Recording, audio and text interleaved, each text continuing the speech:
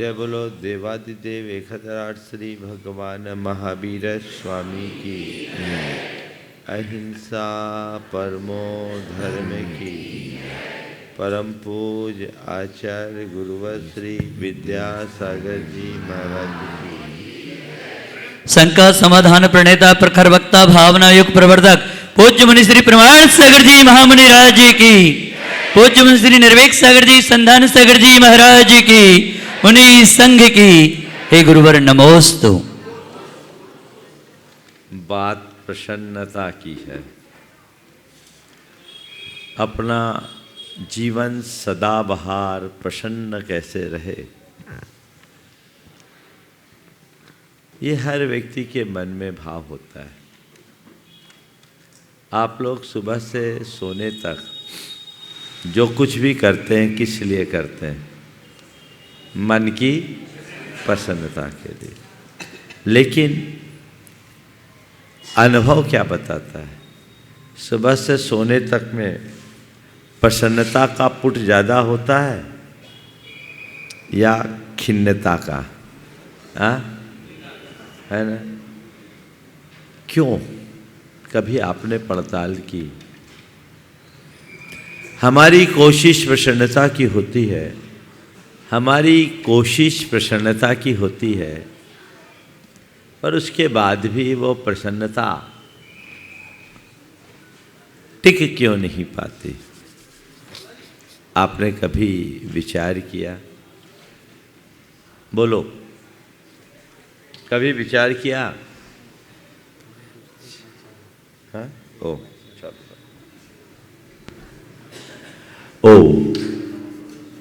हम प्रसन्नता चाहते हैं लेकिन प्रसन्नता टिक नहीं पाती। क्यों नहीं टिक पाती? कभी पड़ताल की? ना? चलिए, आज आपके ही बीच से आपके ही सवाल उठाकर वहीं से समाधान निकालेंगे। पहले हम देखें कि हम प्रसन्न कब रहते हैं और अप्रसन्नता क्यों आती है। बोलो, हम प्रसन्न कब रहते हैं? जब मन की हो जाए तो प्रसन्न, और मन की ना हो तो अप्रसन्न, है ना? बस ये खेल क्या है? मन की होने पर प्रसन्न और मन की ना होने पर अप्रसन्न।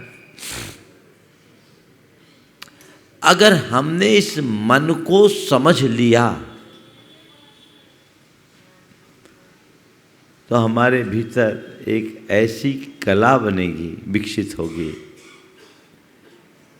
जिसमें मन की होने पर भी हम प्रसन्न होंगे और मन की न होने पर भी प्रसन्नता बनी रहेगी। क्या है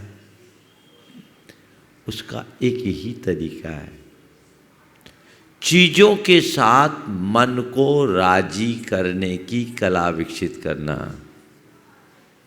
क्या है? जो सब में राजी उसके पास कहां नाराजी?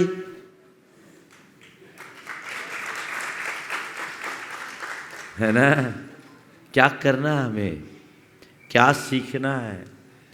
चीजों के साथ राजी रहने की कला सीखना है। अब राजी कैसे रहे? एक बच्चा किसी वजह से रुष्ट हो जाता है तो आप लोग उसको राजी कैसे करते हैं? समझा बुझा के राजी कर देते हैं, है ना? और फिर क्या कहता है? अब तो राजी हो गया, हो गया। तो एक बच्चा या कोई भी व्यक्ति किसी वजह से रुष्ट हो जाए तो उसे राजी करने के लिए समझाया बुझाया जाता है। जब व्यक्ति को समझा बुझा देते हैं वो राजी हो जाता है। मन को समझा दीजिए, मन भी राजी हो जाएगा। मन को समझाने का रास्ता क्या है? वस्तु स्वरूप का ज्ञान, तत्व ज्ञान। तत्व ज्ञान से जब हम मन को समझा देते हैं तो मन उसमें राजी हो जाता है, और जब मन राजी हो जाता है तो प्रसन्नता टिक जाती है। तो आज कुछ ज्ञान आपको देना चाहता हूँ जो हमारे मन को हर स्थिति में राजी करने की कला देगा। सबसे पहली बात, संसार के सारे संयोगों को कर्माधीन मानो। आचार्य समंतभद्र महाराज ने हमारे मन को राजी करने के कुछ सूत्र दिए, और वे ही 4 सूत्र आज आपको दे रहा हूँ। कर्म पर वसई शांते दुखे रंतरितोदये पाप बीजे सुखे नास्था श्रद्धाना कांक्षना स्मृतम। संसार के सारे संयोग कर्म के अधीन है। क्या है? कर्म के अधीन। मन चाहे कुछ और होए कुछ।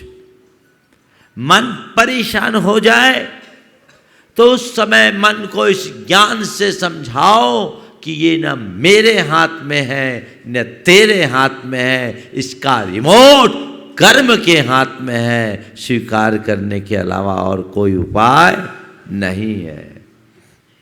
तू कर्म से के योग से जो मिला उसमें राजी रहेगा तो कर्म तेरे अनुकूल होगा, और कर्म के योग से मिली चीज़ों में तू राजी नहीं रहेगा तो कर्म और अधिक प्रतिकूल होगा।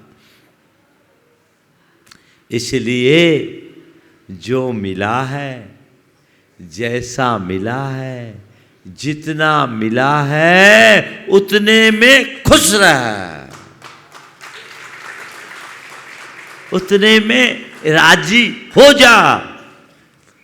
और ध्यान रख, दुनिया में कोई नाराज हो जाए तो उसे मनाने वाले मनाते हैं, पर तू नाराज भी होगा, दुखी भी होगा, कितना भी रुस जाए, तेरे ऊपर कर्म कभी रहम नहीं करेगा, क्योंकि कर्म किसी को मनाता नहीं, सबको अपनी मनवाता है। कर्म मनाता नहीं, मनवाता है। और जो मनवाने की आदत रखता है वो किसी को मनाने की कोशिश ही नहीं करता है। वो कहता मानना है तो मान, ना माने तो तू तेरी जान, क्योंकि तू तो मेरे हाथ की कठपुतली है, मैं जैसा चाहूँ वैसा नचा सकता हूँ। तो अब क्या उपाय है?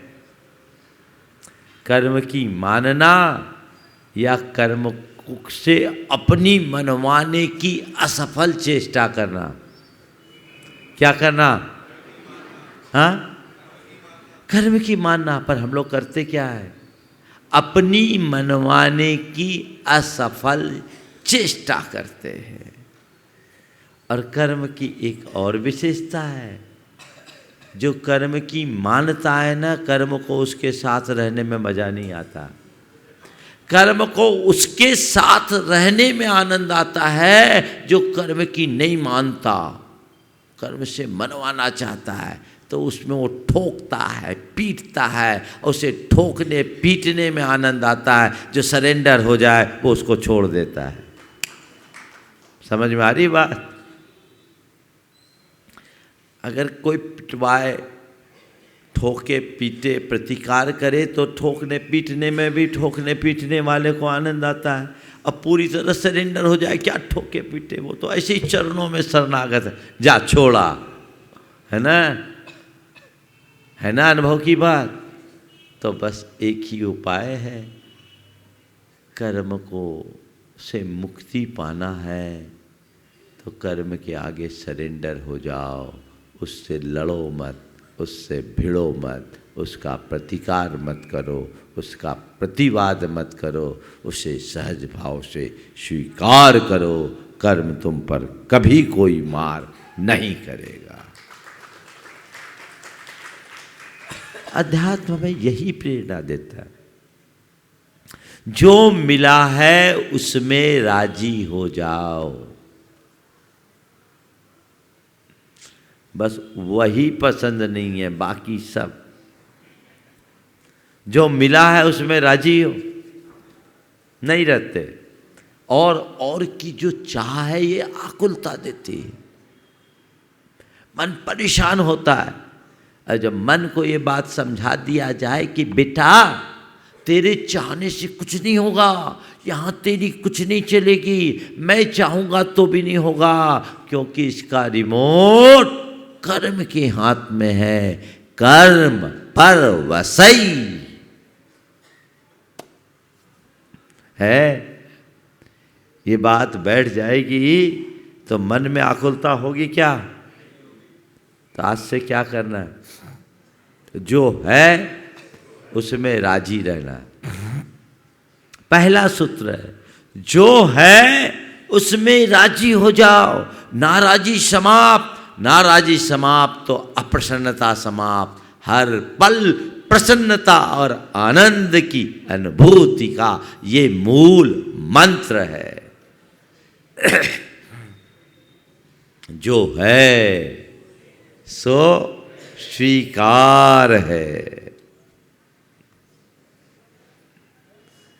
किसी से इंकार नहीं, किसी का प्रतिकार नहीं, इसी का नाम है व्यवहारिक समता। एक क्षमता है जो बड़ी उच्च भूमिका की क्षमता है, जो सुख दुख में समता, निंदा प्रशंसा में समता, मान अपमान में समता, जीवन मरण में समता। ये समता तो बहुत ऊंची क्षमता है।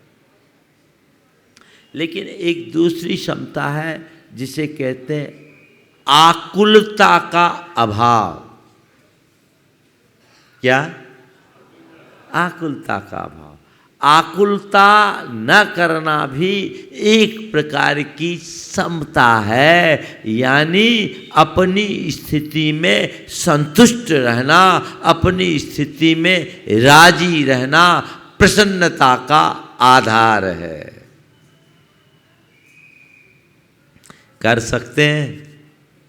हाँ? करते हो? कर तो सब सकते हैं महाराज, पर करते नहीं है। यही कमजोरी है।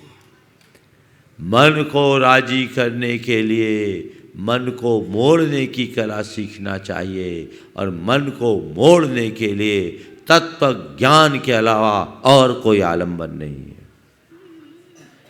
सही दिशा दीजिए, सही दृष्टि दीजिए, और सही दिशा और सही दृष्टि के लिए समझ विकसित कीजिए।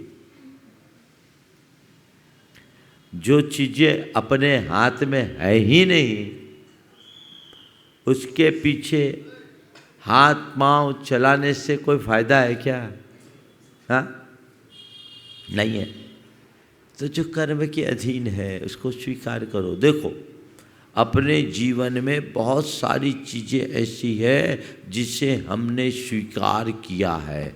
बोलो, आपका जन्म इंदौर में हुआ, बहुतायत का जन्म इंदौर में हुआ होगा, या जहाँ हुआ, क्या भगवान को प्रार्थना पत्र दिए थे कि मुझे वहाँ जन्म देना? हाँ? जो आपको माँ बाप मिले पिछले जन्म में, उनके लिए कोई रिक्वेस्ट लेटर भेजा था, आपने उसको स्वीकार किया कि नहीं? आपको जो शरीर मिला, आपको जो रूप मिला, उसको आपने स्वीकार किया कि नहीं किया?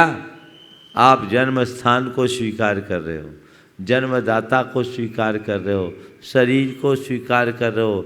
ये सब अपनी पसंद से नहीं मिला, पर मिला उसको आप पसंद कर रहे हो कि नहीं कर रहे हो? हाँ? तो बोलो, तुम्हारी पसंद का तुम्हें मिला क्या? मिला कुछ? एक रोज मैंने पूछा कि तेरी पसंद का क्या, तो एक ने कहा पत्नी। हम बोले वही इसीलिए फेल हो गए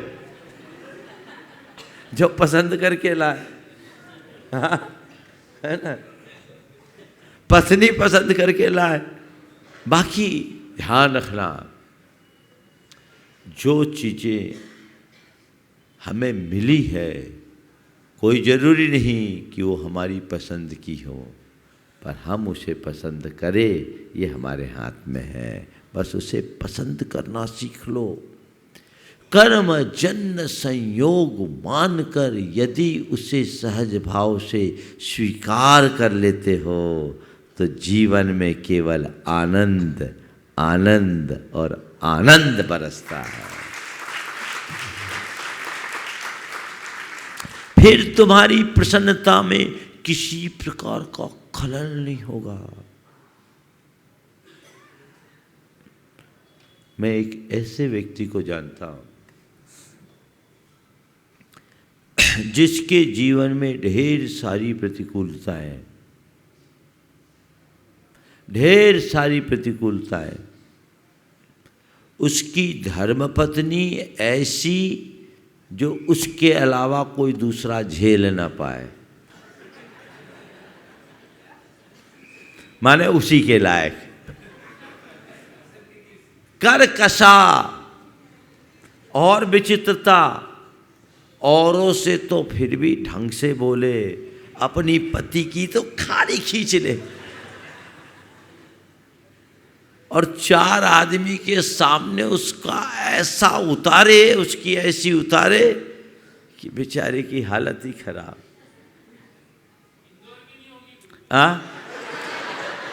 और इंदौर में हो तो क्या पता, ये तो सब जगह का दौर है। भाइयों ने संपत्ति हथिया ली, पत्नी कर्कशा, भाइयों ने संपत्ति पूरी हथिया ली हाथ में, पूरा साम्राज्य उसका खड़ा किया हुआ करोड़ों का, लेकिन भाइयों ने हथिया ली। इसके साथ एक बेटा बीमारी से ग्रसित, फिर भी वो व्यक्ति कभी विचलित नहीं दिखा, हमेशा प्रसन्न, किसी प्रकार की शिकायत नहीं। एक दफे तो ऐसा हुआ, मैं अपने कक्ष में था, मेरे कक्ष के बाहर ही उसकी धर्मपत्नी उसको लताड़ा रही थी, बुरी तरह लताड़ रही थी, और इतनी जोर जोर से बोल रही थी कि उसके सारे शब्द मेरे कानों में आ रहे थे। मुझे भी एक पल को तरस आ गया। बाद में जब मेरे कमरे में आया, हमने कहा भैया क्या कर रहे हो? बोले महाराज तपस्या कर रहा हूँ। आप लोग बोलते हो ये मेरे कर्म का उदय है, मेरी यही परिणति थी, प्रतिकूलता को सहना ही तपस्या है, ऐसा आप लोग बोलते हैं। महाराज ये प्रतिकूलता दिखती है, मैं इसे अपनी कर्म निर्जरा का निमित्त मानता हूँ, यही मेरी तपस्या है। भाइयों ने संपत्ति हथियाई, उसने कहा महाराज मैं ये मानता हूँ कि पुराना अकाउंट सेटल हो रहा है, मेरा उनका कुछ पिछला अकाउंट रहा होगा गड़बड़, वो ठीक हो रहा है। महाराज जो गया सो गया, अपना था क्या जो जाएगा। कर्म का योग है, जो था वो मेरा नहीं और जो गया वह भी मेरा नहीं, ये संयोग कर्म परवसई। प्रसन्नता को टिकाए रखने का कितना बड़ा आधार। बेटा भी बीमार है, महाराज कर्म का उदय है, कम से कम बेटा तो है, लोगों के पास तो बेटा भी नहीं। मन में आती है, इतनी विषमता के बाद भी मन में प्रसन्नता को टिकाए रखने वाला मनुष्य कभी दुखी हो सकता है क्या? तो इसके लिए क्या करना है? कोई मंत्र जपना है, किसी से आशीर्वाद की गुहार लेना है, क्या करना है? केवल और केवल अपने मन को राजी करने की कला सीखना है। ये कला अगर अंदर विकसित हो गई तो समझना इस धरती के सबसे प्रसन्न व्यक्ति में तुम्हारा स्थान होगा। गणेश प्रसाद जी वर्णी की धर्म माता चिरोंजाबाई सोनागिर जी में विधान कर रही थी पंचकल्याण। अचानक मालूम पड़ा कि उनके घर बरुआ सागर में चोरों ने डाका डाला, घर खोद दिया है। दरोगा ने छानबीन के लिए बुलाया है ताकि सही इंक्वायरी हो सके, बयान लिया जा सके। ये समाचार सोनागिर पहुंचा। झांसी से 20 किलोमीटर, बरुआ सागर माने 50-60 किलोमीटर सोनागिर से। चिरोंजाबाई जी ने सुना, उनके चेहरे पर हल्की सी भी सिकन नहीं आई। उन्होंने कहा, जो जाना था सो चला गया और जो जाना होगा सो चला जाएगा। मेरा है क्या सो जाएगा, कर्म का योग है। मैं तो ये विधान पूरा करूंगी ताकि मेरा रहा सहा मोह भी चला जाए। और सुन लो, चोरी के बाद जो माल बचेगा वही मेरे परिज्ञा परिमाण की सीमा है। कितनी दृढ़ता! दूसरे होते तो हाय तौबा मचाते। पंडित जी से, प्रतिष्ठाचार्य से कहते, भैया कोई रास्ता बता दो, हम हो आए, 2 घंटे का रास्ता है, घूम के हो आए। नहीं, तत्व ज्ञान से जिसने अपने मन को राजी कर लिया उसके लिए इन बातों का कोई अर्थ नहीं रहता। पूरा विधान संपन्न कराने के बाद गया तो देखा क्या, पूरा घर खुदा था, पर जहां असल माल पड़ा था वहां चोरों की नजर ही नहीं गई थी। पुण्य का जब तक तुम्हारे साथ साथ है तो ये मान करके चलना, विपत्ति में भी सुख की बरसात है। और पाप का यदि प्रकोप है तो अनुकूलता में भी बंटा धार है। श्रद्धान पक्का रखिए, कर्म पर वश है, कर्माधीन है, इसलिए जो है उसमें मुझे राजी रहना है। फिर दूसरी बात, शांति क्षण भंगुर है, अंत हो जाने वाला है, टिकाऊ नहीं है, सब टेम्परेरी है। सुख है तो टेम्परेरी, दुख है तो टेम्परेरी, अनुकूल है तो क्षण भंगुर, प्रतिकूल है तो क्षण भंगुर, अच्छा है तो विनाशिक, बुरा है तो विनाशिक। ये भाव अपने अंदर जगाइए, जाएगा, चला जाएगा। सुख में अभिमान नहीं होगा, दुख में आकुलता नहीं होगी, प्रसन्नता। पानी का बुलबुला है। अशोक जी पाटनी के यहाँ रेड पड़ी 2015 में, पर्यूषण के दौरान। वो बीनावाड़ा में थे। उन्होंने जब रेड पड़ी, अशोक जी तो वहीं, उनके बच्चे भी वहीं, और अशोक जी ने अपने बच्चों से कहा, जो हो रहा है सो हो जाने दो, फिर से नई गिनती सुना शुरू कर देंगे। और उस घड़ी अपने बेटों को उनने समझाया, पूजा की पंक्तियां पढ़ते हुए, जल जीवन और यौवन, धन जीवन और यौवन, जल बुब्बुद समान। देखो क्या लिखा है, क्या पढ़ा रहे उस समय, वहाँ रेट पड़ी है, पूरे देश में चर्चा का विषय है। और ये क्या पढ़ रहे हैं उस समय, और अपने बच्चों को क्या सीख दे रहे हैं? धन, जीवन और यौवन जल बुद्बुद समान, घबराना नहीं है। ये पानी का बुलबुला है, जब तक संयोग अनुकूल है ठाट बाट है, संयोग बदलेंगे फुटपाथ है।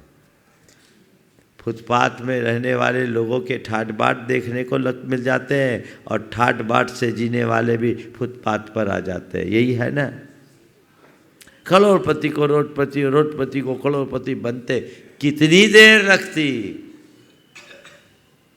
सब टेम्परेरी, ठीक है, बीत जाएगा। अरे बुरा हो गया, बुरा हो गया, बुरा हो गया तो क्या हो गया? रात नहीं आएगी तो दिन कैसे होगा? श्रद्धान, मन को मजबूत करिए। मन को राजी रखने का ये मंत्र है, इसे आत्मसात करके जिए। क्षण भंगुर है, नश्वर है, आज है कल रहे न रहे कोई भरोसा नहीं। कोई भरोसा है क्या? शांत, बिकसते मुरझाने को फूल, उदित होता छिपने को चंद, बरस जाने को भरते मेघ, दीप जलता होने को मंद, छलकती जाती है दिन रैन लबालब तेरी प्याली मीत, मौन होता जाता संगीत, क्षणिक है मत वाले जीवन, क्षणिक है मत वाले जीवन। ये जीवन क्षण भंगुर है, संयोग क्षण भंगुर है, आज है कल रहे न रहे, इसलिए जब तक है प्रसन्नता से जियो। एक सब्जी बेचने वाली महिला थी, उसका इकलौता जवान बेटा 22 साल की उम्र में मर गया। सब्जी बेचने वाली महिला 22 साल के जवान बेटे को खोने के बाद सब्जी बेच रही थी। उसकी सबसे बड़ी विशेषता थी, उसकी अदा बड़ी मुस्कान भरी रहती थी, और लोग उसकी मुस्कान भरी अदा से आकर्षित होकर उसके पास सब्जी खरीदने आते थे। उसकी सब्जी घंटों में बिक जाती थी। और वो जब बेटे के खोने के बाद उसी अंदाज में सब्जी बेचने के लिए आई, तो किसी ने पूछा कि हम देख रहे हैं तुम्हारा इकलौता बेटा, तुम्हारे कुल का दीपक, तुम्हारे बुढ़ापे की लाठी आज तुम्हारे बीच से चला गया, और तुम उसके बाद भी इतनी ही प्रसन्न दिख रही हो। तो उसने कहा, बेटा भी नश्वर है, धन भी नश्वर है, मेरा जीवन भी नश्वर है। मैं तो यही सोचती हूँ, मेरी मुस्कान शाश्वत है, इसलिए मैं इसे क्यों खोऊं। जो मेरे हाथ में है मुझे उसे संभाल कर रखना है, जो मेरे हाथ में नहीं उसके पीछे पागल क्यों होना। कितना बड़ा तत्व ज्ञान एक सब्जी बेचने वाली अनपढ़ महिला को था।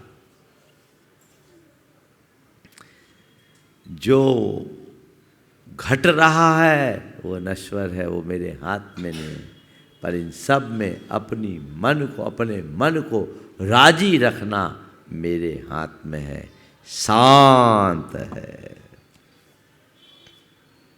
अपने अंदर ये भाव जगाया जा सकता है कि नहीं? बोलो, है ना? फिर दुःखैरन्तरितोदये, ये जो सांसारिक सुख है ना, जिसके पीछे तुम परेशान हो, जिसके अभाव में इतने व्याकुल होते हो, वो दुख से मिश्रित है। उसका अंत दुख से होता है। जैसे खाज खुजाने से राहत तो मिलती है, लेकिन बाद में जलन भी उतनी होती कि नहीं होती? हाँ, होती है। तो भैया मालूम है कि खाज खुजाने के बाद जलन होगी, तो खुजाने की कुछ चेष्टा क्यों करो। अगर खाज आए तो हाथ से खुजाने की जगह सही समझ की मरहम लगा दो, हमेशा की खाज मिट जाएगी और मन आनंद से भर जाएगा। फिर आशा, तृष्णा, आसक्ति और मूर्छा का भाव शेष ही नहीं रहेगा। जीवन पलट जाएगा, जीवन की धारा बदल जाएगी, जीवन की दिशा बदल जाएगी। वो अपने अंदर विकसित करने की कला जगनी चाहिए। ये दुख से मिश्रित है। संसार के जितने भी भोगोजन्य सुख है वो अंततः आकुलता उत्पन्न करने वाले हैं, है कि नहीं? अनुभव क्या बोलता है? दुख से मिश्रित। और पाप के बीज हैं, यानी अपने जाने के साथ नए पापों का बीजारोपण भी हो जाता है, वपन हो जाता है। पाप मूलक है, पाप को जन्म देने वाला है। इसलिए ऐसे सांसारिक सुखों में कोई आस्था मत रखो और सहज भाव से जियो। जो है, जैसा है, जितना है उतने में राजी रहो, है ना? तो आज क्या करना है आप लोगों को? एक ही प्रैक्टिस करना है, मुझे राजी रहना है। क्या करना है? राजी रहो और कोशिश करो राजी करने की। खुद को राजी रखो और सामने वालों को राजी करो, है ना? महाराज आप ही हम लोगों को राजी नहीं करते, तो हम किसी से नाराजी नहीं होते तो राजी क्यों करें, है ना? राजी रहो, राजी रखो, मजे में रहो। सामने वाले से रुष्ट मत हो। जो है बस ठीक है, सहज है, इग्नोर कर दो। और कोई तुमसे रुष्ट हो जाए तो उसे राजी करने की कसर मत छोड़ो, उसे मनाने की कोशिश करो, उसे मनाने की कोशिश करो। यदि हम उसे मनाने की कोशिश में तत्पर हो जाते हैं, सामने वाले को अपनी कुशलता से राजी करने में सफल हो जाते हैं, तो हमसे बड़ा भाग्यशाली इस धरती पर और कोई दूसरा नहीं है। तो पहली बात, अपने मन को प्रसन्न रखना चाहते हो तो मन को राजी करने की कला विकसित कीजिए। तत्व ज्ञान से मन को राजी रखा जा सकता है। दूसरी बात, निमित्तों से अप्रभावित रहने की कला विकसित कीजिए। क्या कीजिए? निमित्तों से अप्रभावित रहने की कला। निमित्त तो कदम कदम पर आते हैं। ऐसा कोई व्यक्ति नहीं जिसके सामने कोई प्रतिकूल निमित्त उभर कर ना आए, है ना? लेकिन कैसा भी निमित्त आए, मैं उससे प्रभावित ना हूँ, ये तो मेरे हाथ में है। आप लोग बोलते उसने गुस्सा दिला दिया। अरे भैया, उसने गुस्सा दिलाया कि तुमने गुस्सा किया? बारूद अंदर हो तो अगरबत्ती लगाने से विस्फोट होता है, और बारूद ही नहीं हो तो अगरबत्ती लगाने से विस्फोट होगा क्या? इस बारूद को डिफ्यूज करो ना। हाँ, बम बनते ना बम, तो बम निरोधक दल होता, वो क्या करता है? बम को डिफ्यूज कर देता है। अंदर जो बैठा हुआ है ना, बारूद भरा हुआ है, विस्फोटक है, थोड़ा सा भी निमित्त होते ही ब्लास्ट कर देता है। और जब बम ब्लास्ट होता है तो परिणाम तो भयानक होता ही है, होता है कि नहीं होता है। और ऐसा दिन भर में रोज आप लोगों के जीवन में रोज ही होता है कि नहीं, चलता ही रहता है। तो इसको क्या करना है, इस विस्फोटक को डिफ्यूज करना है, निष्क्रिय करना है। किसके बल पर? तत्वज्ञान के बल पर। आया, निमित्त आया, यहाँ फुस काम नहीं होना, इग्नोर करो, ठीक है हो जाने दो। कर्म का निमित्त है। साहू अशोक जी कोलकाता में एक बार उनके विरुद्ध एक सभा हुई और उनको चूड़ी पहनाने की हरकत की गई। साहू अशोक कुमार जैन, जो जैन जगत की विभूति थे, उनको चूड़ी पहनाने की हरकत की गई। हालांकि पहना नहीं पाए, पर उन्होंने कोई प्रतिक्रिया नहीं की। वहाँ से निकले, उनके साथ कुछ लोग थे। ये घटना मुझे भागचंद पहाड़िया ने बताई थी, वो साथ में थे। उन लोगों को बहुत बुरा लगा और इन लोगों ने कहा कि हम लोगों को बहुत बुरा लगा, हम कुछ कर नहीं पाए, आपने कुछ बोला क्यों नहीं? साहू जी से बोला, आपने कुछ बोला क्यों नहीं? उन्होंने कहा, मैं क्या बोलता, मैं तो एक ही बात सोच रहा था, मेरी निर्जरा हो रही, उनके आश्रय हो रहा है। मेरी निर्जरा हो रही, उनको आश्रय हो रहा है। समझ लो, ये समझ जिसके भीतर आ गई, उसका विस्फोटक डिफ्यूज हो गया, है ना। RDX विस्फोटक है सबके भीतर भरा हुआ, बड़ा खतरनाक है ना। RDX भरा पड़ा है, उसको डिफ्यूज करो। तत्व ज्ञान की समझ से डिफ्यूज किया जा सकता है।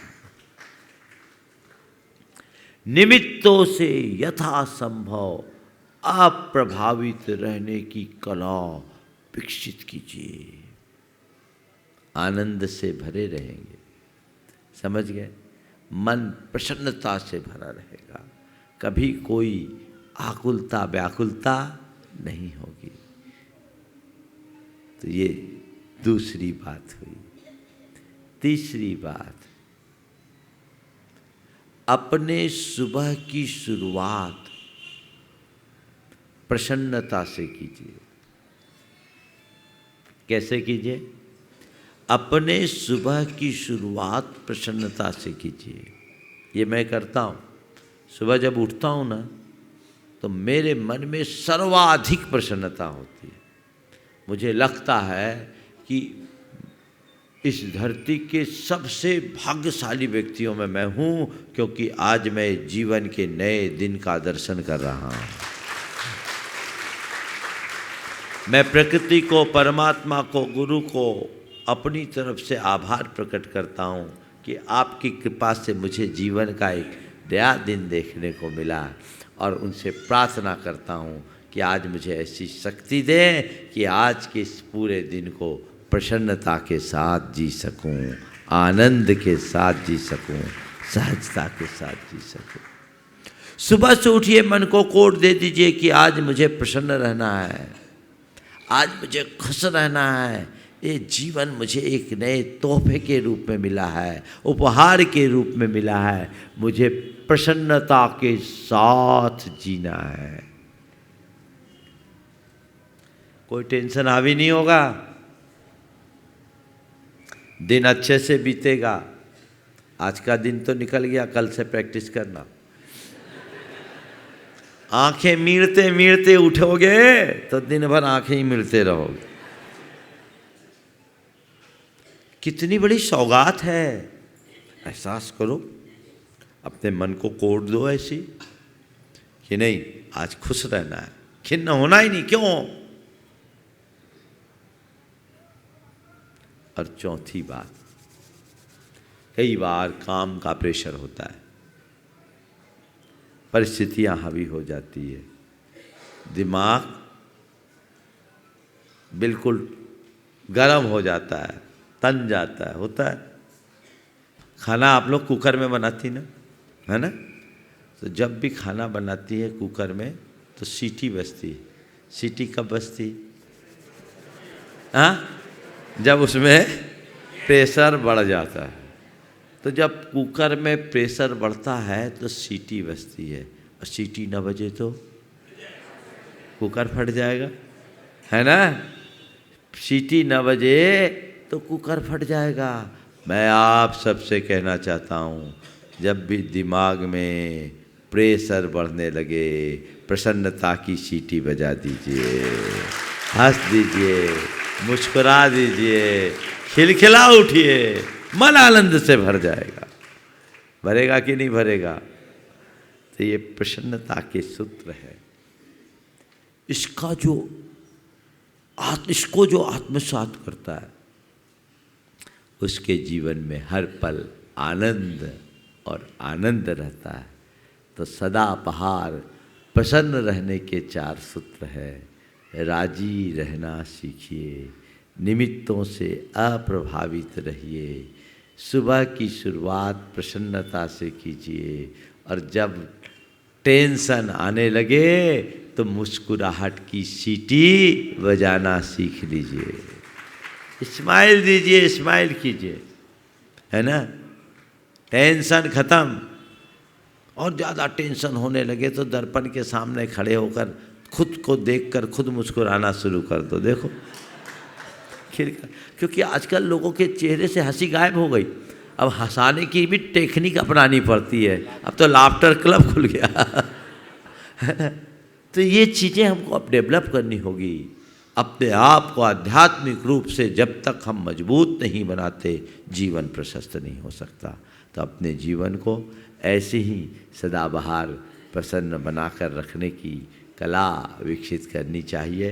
बोलिए परम पूज्य आचार्य गुरुवर श्री विद्यासागर महाराज।